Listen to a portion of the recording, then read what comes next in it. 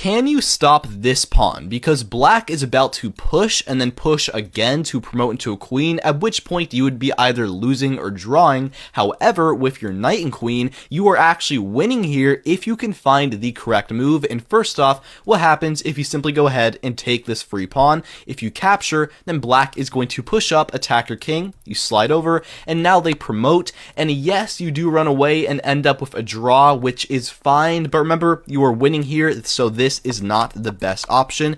Instead, our queen is actually positioned quite nice. What's not positioned well is our knight. It's not really doing much, so what if we play knight to d3? This looks really good because it covers b2, so if black pushes, you can sacrifice the knight, captures, queen captures, and that's actually just straight up checkmate. The problem is this pesky little bishop in the corner actually covers that square, black captures, and you are now losing. However, the winning move here is even more insane looking. It's knight to c2 check, which attacks the king, and here they can take the pawn, they can take the bishop, or if they're smart, they will actually move their king. But first off, if they take the bishop, what happens? Well, here, queen over to b8. The point is we're moving over to the a file to checkmate that king. If they push up, that's simply checkmate. And if instead they try to push their pawn and promote, well, you take the bishop and they do promote, but your queen covers that, and this is once again checkmate. So capturing the bishop actually doesn't work. What if they capture with the pawn?